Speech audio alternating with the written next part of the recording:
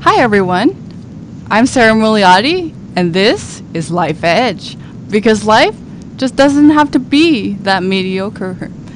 So, as you can see, our co-host Dr. Susan Nash is back. How are you doing, there. Susan?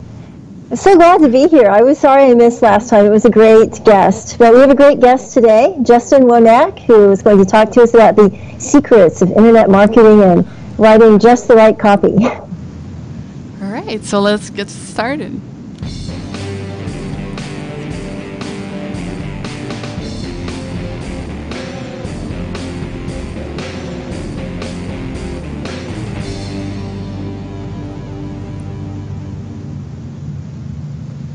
And we're back.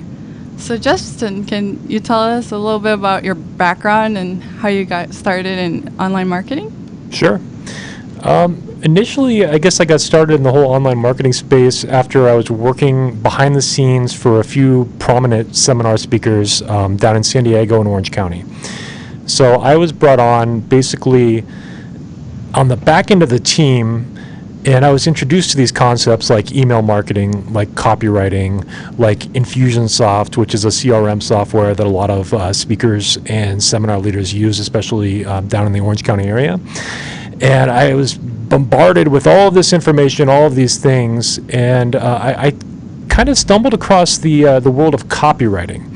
And I've always been a pretty talented writer, and I was, an honors English student in high school. I had a solid background in writing, and I realized pretty quickly that I had a knack for writing effective sales copy.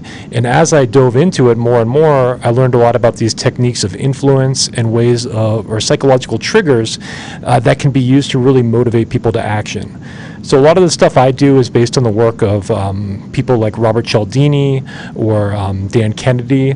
So these are some of the influences that have kind of influenced my copywriting. Okay, so I really want to talk about psychological triggers. And the one that I notice a lot is the FOMO, or fear of missing out. Is that one that you use? Yeah, definitely. Definitely. Fear of missing out is a big one. And I think if you wanted to take that and chunk that up a little bit, I would call that a scarcity trigger. So basically, one of the big triggers in influencing people is to establish scarcity, whether it's fake or it's real. And sometimes people will create fake scarcity to develop an urgency of people to take action. So the idea of this is a limited time offer, we could put a time restraint on it. So this is only available for the next 24 hours, so the next 1 hour, something like that. Or there's only 10 units available, so this deal is only available to the first 10 people. And then from there, you can kind of trigger that fear of missing out, because it's like, if you don't act now, you're going to miss out on this incredible deal, and then you're going to be left behind, and everybody else is going to have all the success, and you're going to be left doing what you're doing. Yeah, that works on me. I've always missed out. No, not really. But it does work. Like I was thinking yesterday, I was looking at a thing that said, it was my favorite purveyor of beauty products, and they were going, 8 hours left to get free shipping and 20% off, and I was going, 20% off, but I already have a year's supply of this stuff. So I guess it works, but what are some of the things that you find are the most effective? Well, when you have a situation like yours where that 20% offer worked on you, that's a good job by the copywriter, because they established a need when it probably wasn't really there. So they got you thinking about, okay, here's a problem that you didn't even realize that you had, that you don't have enough of this product, and now I'm going to give you a special offer where you can get a ton of it, and you're going to save all this money, but only if you act now within the next 20 minutes, or whatever the scarcity trigger is. And so I think that's a very effective use of kind of establishing a problem, because people respond when they have perceived or real problems. So one of the main tenets of being an effective copywriter is identifying these pain points of what drives people to action and what they're missing out on in their lives right now. So with coaching, or with a lot of these businesses like this, people want to achieve more success, they want to make more money, and using that as a pain point, we can say, are you tired of working the 9-to-5 job, living paycheck to paycheck, not having what you deserve? That's a big trigger, is saying what people deserve. Things like that. Is that helping out a little bit?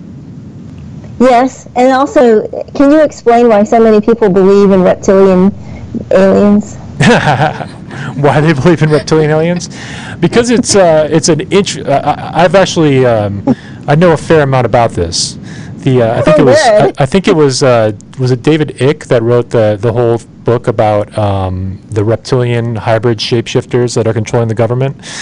I think it's it's just fascinating, but it's totally fake, and there's no part of me ever buys into it, but it's kind of entertaining, and it's kind of funny that people actually truly believe it's real, which makes it even more fascinating. So the idea that and it even goes to, like, if you ever heard of, like, the flat earthers, like I actually went. Those really bother me.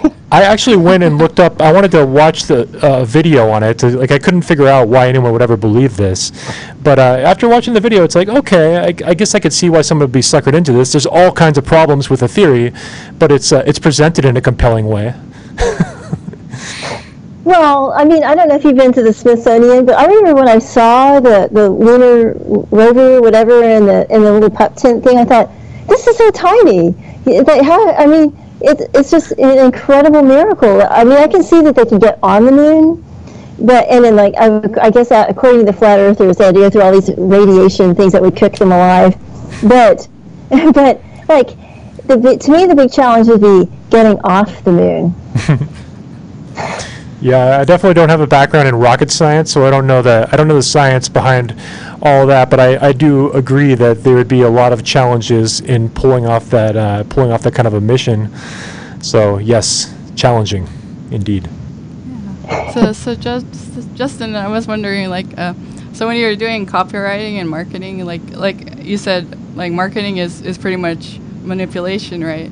And do you ever have, like, any ethical concerns? Like, do you ever feel, like, kind of bad, like, how you're, like, manipulating people, or is your philosophy more like it depends on what you're promoting? Like, if you're promoting something that's going to help somebody, anyone, anyway, it's good. That's a great question. The way that it's been presented to me, which helped me kind of get over this as well, is that there's two ways to look at this. If you are delivering a negative product or a negative service, or you're doing a disservice to people and you're using psychological triggers to manipulate them, then yeah, you're doing that. I would have an ethical problem with that. If I'm delivering something that I know is not going to provide value to people, there's going to be a big ethical dilemma there.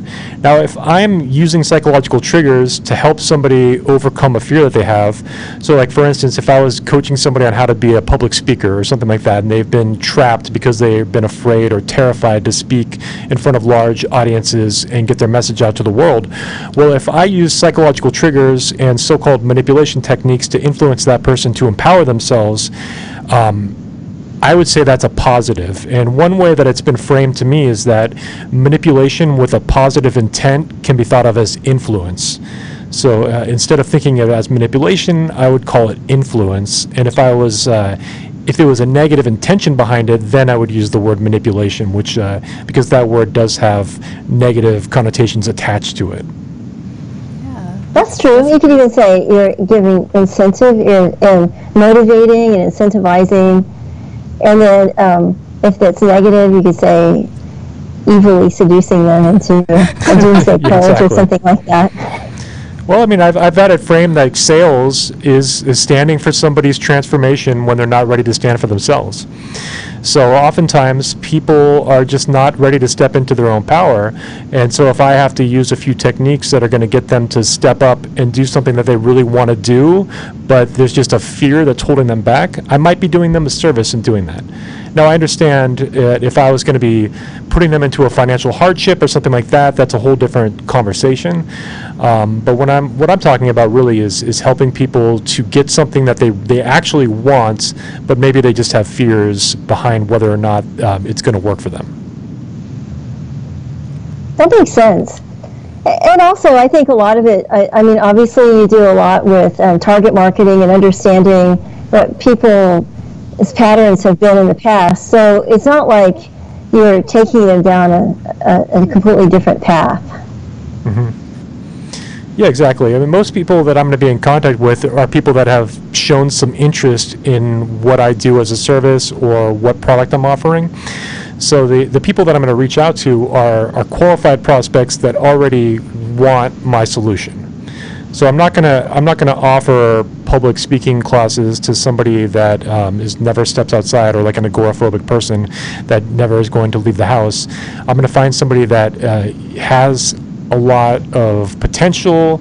They've been an expert in something. Maybe they have 20 years of experience in one particular niche field, and there's a market for them being able to go out and share that knowledge with the world.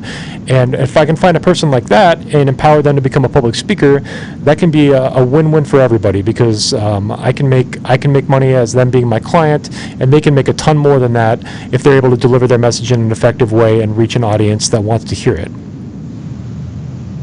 Nice. Also, Justin, I was wondering, so how did you make the jump to starting your own business? Mm-hmm. Like, so I'll share a quick story, and this is an interesting story, so it's kind of like surprising. But back in 2014, I was in a major car accident, and if you've ever seen the movie that just came out, Chappaquiddick, which is the one with Ted Kennedy that rolled his car off of a bridge, I was in a similar accident where my car rolled off of a road and landed upside down underwater. And somebody that actually witnessed, yeah, it was intense. It was crazy. So you were like Mary Jo Kopechne? What's that? You were like Mary Jo Kopechne, trapped in a car. I guess in some ways, but I didn't mean it like. Well, there's an analogy. So, sorry about that. I was actually knocked unconscious from the crash, and somebody that witnessed it actually dove in and pulled me out of the car. And because the water that I landed in was kind of like creek water, so it was part salt water, part fresh water. It had a nearby like sewage runoff, so it was really filthy water. And I aspirated a bunch of this water. I had these severe lung infections, and so I ended up in ICU for 2 months. So I was actually in ICU for 2 months. I had several surgeries. I was in a coma for almost 30 days, and when but the point of all this is that when I came out of it, I had a different perspective on life. And I kind of realized that if I wanted to really elevate my game and do what I wanted to do with this life, I mean, it could have been over right there. It probably should have been over right there. That I have a new opportunity to do what I actually want to do, and that's why I started my own business. I decided to jump into it. I was already close to doing it before this, but that definitely was the kick in the rear that I needed to really move forward on my dream. That's really inspiring. I mean, I was run over by a car once, and for about 2 weeks after that, I thought, am I really alive or dead? Did you have that strange feeling? Yeah, I mean, I still have that feeling sometimes, like, is this, if we ever talk about like quantum realities, you want to talk about like conspiracies and things like that, that there's like every possibility has its own reality, and I'm like, there's probably one reality where I survived this accident, and there's about 99,000 where I didn't make it, but this is the one that I'm living in right now, and yeah, so it's I had that feeling exactly, that split self, and at times I was thinking, yeah, it felt like I was looking down at myself and thinking, wow, this is like, for at least 2 weeks, I just couldn't believe that I was actually still like alive, and I didn't, thank goodness. I mean, my experience wasn't just as incredibly intense as yours, but even so, so did you lose your fear? Is that what happened? Yeah, in some ways. I definitely, growing up, I've always been kind of I think I had a shy person for the most part, so I was more quiet and reserved. So I've made leaps and bounds moving past that and being able to put myself on camera and to really push myself in a way that I wasn't doing before. So that, in that respect, it's helped me, because it's like, okay, you have such a limited time here. If you want to make any kind of impact on the planet, you're going to have to get over that and really, share yourself, share your message, share what you have to offer to the world. So in a lot of ways, that's the number one thing it helped me through, because I've always had a lot of the skill sets and the talents to do my own business, but I just didn't have the confidence, I think, to pull it off. And so coming out of that and having the perspective that, you know, I probably shouldn't be here anymore. And then also hearing that, you know, from all my family and friends that are like, obviously you're probably here for a reason, since so many things had to happen for you to survive. Like, this person had to dive into the water to pull you out. There happened to be an off-duty lifeguard that was also in the area that like gave me CPR. So there's a lot of synchronicities that really came together to kind of keep me on this planet. And then since then, you know, I've gotten married, I've started a business, I've had my first child, who is about to turn 3 months very soon. And so, but what's good about having a child is that now I can pass some of that, like, you have this responsibility of being this great person, and I can pass some of that on to him now, because I'm like, well, I survived so he could live. So he's the one that's supposed to do all these amazing, amazing things. Takes the pressure off a little bit, right? That's just mean. Yeah, right? Yeah, I see on your LinkedIn profile that you're a master hypnotherapist. That's true. I don't know if we would have invited you on if we knew that. Are you going to hypnotize us? I have a certification. I'm beginning to confess. What's that? I already feel hypnotized, and I'm beginning to confess things. Yeah. Yeah, I did study. I studied under a NLP, which is neuro-linguistic programming seminar leader. So I went and got certified in neuro-linguistic programming, which is you can call it the technology behind what Tony Robbins founded his entire business on. So he essentially uses NLP in everything that he does. So I wanted to learn that, and the gentleman that taught me how to be an NLP practitioner also offered a hypnosis course, so I got certified in hypnosis as well. But hypnosis is really not what you think it is. It's not nearly as powerful as it's made out to be in popular media. So I mean, I've watched some of the movies, I've seen it on TV where people are doing crazy things when they're hypnotized. But the reality is that maybe there are some hypnotists that can pull incredible things off like that, but most of it is really just subconscious communication. So you're basically bypassing somebody's critical faculty to land a message deeper into the subconscious mind instead of the conscious mind. So a lot of it has to do with overloading somebody's conscious mind and then landing certain messages that you want to get to them. So it's useful for advertising. It's useful for marketing. So, but yeah. That's great. Well, can you describe or explain what neuro-linguistic programming is? Because I'm sure that some of our listeners don't know the subtleties, and I don't. Yeah. So NLP was created, I think, in the 60s or the 70s, and it was founded by a linguist and a mathematician that basically wanted to break down the patterns of successful people. So the whole idea of NLP really is about modeling successful behaviors and breaking down exactly what's in them that makes them work. So when you study NLP, a lot of it is modeling people that have achieved great things. So there's three main people that are modeled if you study the fundamentals of NLP, and there's Milton Erickson, who was a psychologist and a hypnotherapist that was able to help his clients achieve incredible things. And they're actually, all three of these people are psychotherapists. There was Virginia Satir, who was a marriage and family therapist who would achieve things with family systems that really other therapists weren't able to heal. And then the third one, who was the third? Actually, I forget who the third one is off the top of my head right now. But if I think of it, I'll tell you. But essentially, it was breaking down a lot of, especially the language patterns that these therapists were using versus their competitors, and why were these people achieving success with their clients while other ones were not. And so that's kind of where NLP got birthed. And if you study it, there's a lot into like specific language patterns and type of language that you can use that can create like trance states, which is what the modeling Milton Erickson, or with Virginia Satir, it's actually, there's something called the meta model where you're bringing people down away from trance states and getting people much more specific. So if somebody's talking in vague ambiguities, you can narrow them down and get down to like the specific thing that they're kind of avoiding in their when they're speaking. Does that make any sense? That was kind of a quick absolutely. rendition. So basically, there are certain kinds of repetitions, and then maybe types of sequences that you use that make the brain go in certain directions. Yeah, that's a fair assessment. It's looking at, okay, what were these people doing specifically that we can actually break down like in a scientific way and replicate, and how do we create that system? That's the best way I can explain NLP.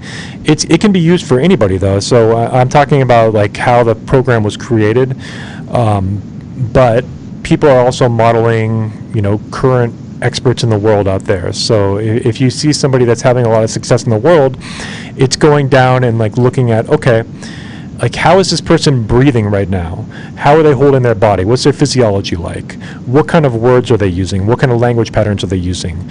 If I were to emulate exactly what they're doing, will I get the exact same result? And that's the science behind the whole thing, and that's the theory behind the whole thing. So the idea is if you perfectly emulate successful people's behaviors, you should be able to achieve the same result, and that's what NLP is all about. Can you give us a concrete example? Let me think for a second here. So I think I know that God, this is kind of putting on the spot here. Let me get back to you on that for a second to give like a good concrete story example. Who are some people that you would like to emulate? Do you have some role models? Yeah, I mean, there's people in the coaching and seminar world. I actually, I enjoy listening to like Gary Vaynerchuk, the internet marketing guru of sorts, who's all over your Facebook Lives, all over YouTube, all over LinkedIn video, and he's really taken off in the last 4 years as this kind of messenger of entrepreneurship and especially of like hustle and hard work. So I like listening to kind of like what he does and how he puts his message everywhere. He documents every single thing that he does. So the idea of this current model in the marketing world is that people are documenting their whole journey of entrepreneurship, and people can relate to the vulnerability of it, whereas in the past people would only present one face. They would present their expert face to the world, but to actually see people on the journey going through it, and especially if they come out on the other end and they're hugely successful, the fact that you've documented this whole journey will make it much more interesting for people to go back and watch, and you can find a huge audience perhaps later on. So definitely, like a reality TV type of thing, your own reality show. Yeah. So I studied, I did my dissertation on the use of the apocalyptic narrative to manipulate people, and as it was used by doomsday cult leaders. Mm-hmm. And I mean, there's a negative use of certain kinds of. I wouldn't say I would go as far as to say it's neurolinguistic programming. But it definitely combines a narrative with people's needs for relatedness and security, and being absolved of having any kind of fear of starving. Yeah. But they break them down by combining long sessions of preaching, and I say this happens with political leaders too, and totalitarian states. But they also deprive them of food and sleep. Yeah, that's a whole nother level when they're doing the sleep deprivation.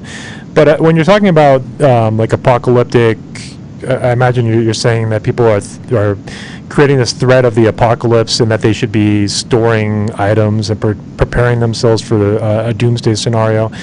like that kind of thing. I mean, it does fall into the realm of a lot of the marketing stuff I'm talking about, but it's establishing, what they're doing is they're taking it to another level. They're establishing a conspiracy almost, which is actually an effective motivator for people. And I think that's used a lot. I mean, you're seeing it in the current political landscape. You've heard this whole thing with InfoWars and Alex Jones, and how that's been taken down. But the idea that there's these people that are against you, and that you are part of this like resistance movement of any kind for anything out there, is the idea of kind of getting people onto this conspiracy realm. And it can be very powerful to then sell them products. Like if I say that, you know, people are hiding the fact that the U.S. dollar is about to collapse, and all, you know, and there's going to be chaos in the world, and only the people that have kept their guns and the people that have kept all their things are the ones that are going to survive.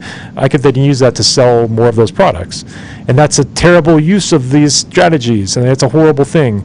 But that's the idea, and that's what people are doing. And so, I mean, yes, I'd like to see these kind of techniques and these kind of things used for positive influence, and not to take people to a lower frequency and try to sell products because of some fake conspiracies that they're creating in the world. Does that make sense? Well, yeah, and it's interesting because, well, this has happened a lot in other cultures as well, with the conspiracies and people believing rumors and rumor mongering.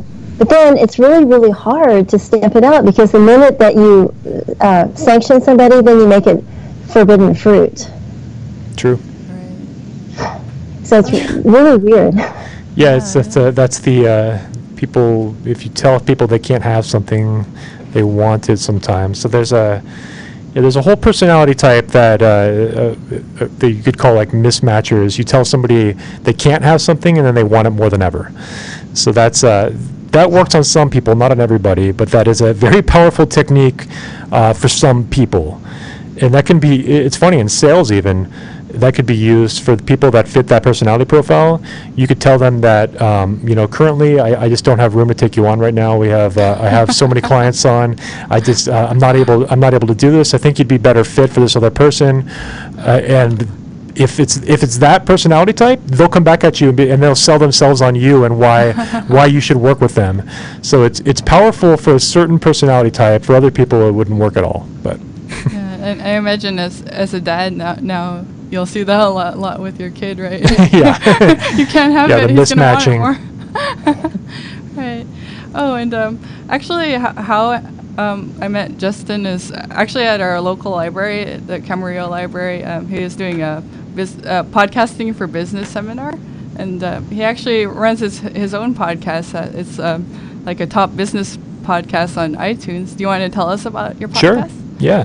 I have a podcast called Marketing Geeks, and we generally record a session once a week. Usually it's toward the end of the week. But we geek out on all things marketing. So we're sharing about current events, and then we're picking particular subjects. Like we've done episodes on influence tactics. We've done episodes on copywriting, LinkedIn marketing, Facebook marketing, webinars, taking all these different internet marketing strategies to market. So it's a fun show. Andres and I are both big, huge movie buffs, and we geek out over movies. We geek out over marketing, and it's a lot of fun. So it's something that I've enjoyed doing. And then, like you mentioned, I did do a seminar at the Camarillo Library here, where I did a talk on how to create your own podcast. And this was largely tailored to beginners that don't know how to get their podcast on iTunes. They don't know how to get the right equipment. They don't know the basics of doing their own podcast. So that was fun for me. It's a good use of building my own reputation in the community, as well as finding some people that might want to hire me later on. Because oftentimes I've found in my life that if you give something away for free, most people still don't want to do it. So they'll still hire you. They'll still hire you to do it for them, even if you tell them exactly what they need to do. It's kind of been my experience. That's a really good point. And, you know, the thing that I find to be interesting is that internet marketing you'd think would be kind of the same, because the internet is out there, but it's a constantly changing and shifting entity. And what do you see as some of the new trends? Yeah. What do I see as the new trends right now? Yes. Well, email marketing is changing a bit. So back in like 2014, 2015, the model was that you went to a landing page, which is you click on an ad, you go to this page, that would be the landing page, and somebody would offer you like a free report or some kind of they call it an ethical bribe or a lead magnet to get you on their email list. But in the 4 years that have passed here, email marketing has exploded, and now everybody's emails are so inundated with these marketing messages that they don't have the same power that they did a few years back. So it's a lot harder to get somebody's email address these days, and you have to really up the value of what you're offering them. So the things that used to work, like a free report, aren't seeing the conversions that they used to see. So instead of that, offering like a video where you're going to teach something to them, and it's gated behind them opting in with an email address, or something a little bit more powerful than like the PDF that used to get the job done really effectively. If the PDF has like the perfect headline and the perfect ad copy, it could still work, but it's not as effective as it used to be. So we're moving a bit away from that. You're seeing more text message marketing on the scene right now, and I think that won't last very long, but it's because it's so disruptive, and it is kind of annoying when it happens. But the numbers don't lie that it's the open rate on text message marketing is significantly higher than it is on email right now. So from a marketing standpoint, even though it's annoying and it probably won't be there in 5 years, it's relatively effective. How about experience marketing? The reason I'm saying is like I've noticed I've had good luck when I combine something like a free workshop that's a face-to-face thing, like on machine learning or something, and they just sign it through Eventbrite, and then it is coupled with something else for the future, and then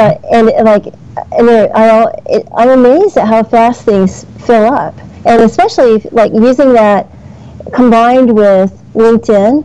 So I'll put the thing on Eventbrite and then put a post on LinkedIn, and it kind of takes off. Do you do things like that? Well, I'm not sure I completely understand what you're saying there, but what I have done, which I find to be very effective, is this is kind of going into the seminar model, would be to do something like on Meetup or Eventbrite, have an event, a live event, and use that as a lead generation tool.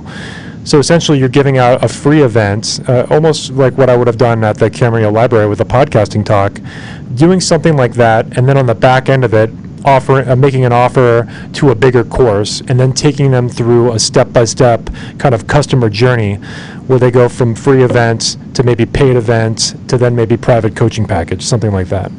Exactly. That's brilliant. I love that approach that you're talking about, because then they get an emotional connection when they actually like commit to that.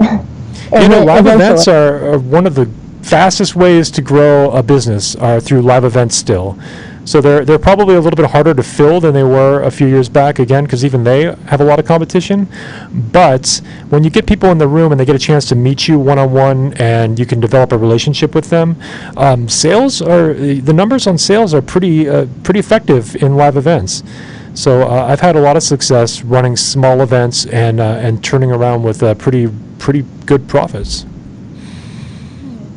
All right, so we're getting close to the end of our time, so we'll ask the special question. If you could name one thing in life that you feel like has given you an edge, what would it be? Given me an edge. I guess I'm going to say it's the NLP training that I did, but specifically around speaking training. So they have techniques that they teach and on how to use NLP to become a better speaker. And I think that's been the top thing that's helped me kind of break out of my shell and attract more people to me and create my own like little tribe. That's really cool. That's nice. Yeah. So what's the best way for viewers to get a hold of you if they want to learn more? Yeah. The best way would be to go to my website. So you can go to coachingbizmastery.com. It's on the bottom of the screen there. So right under my name, right down there. Hold on. There it is. There it is right there. You can go to my website and you can connect with me there. If you can also go to, I have a website, timewithjustin.com. So timewithjustin.com. If you go there, you can actually it'll link to my calendar and you can book a 15-minute call with me. So if you want to connect, you can go there, schedule a call. I'd be happy to spend 15 minutes with you and we could talk about all things marketing and what your current needs are and whether or not I'd be able to help you.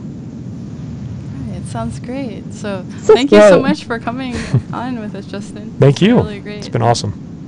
And thank you. Yeah, thank Susan. you. It's always a Great, pleasure. great suggestions, You're welcome. insights. All right, and for all of you watching out there, be sure to like and subscribe if you like what you see, and yeah, check out Justin's website. Contact him if you're interested, and another thing, make sure to subscribe to our newsletter if you want to receive updates on our new videos and everything. So we'll see you next week on Life Edge. Bye now. Bye. Bye.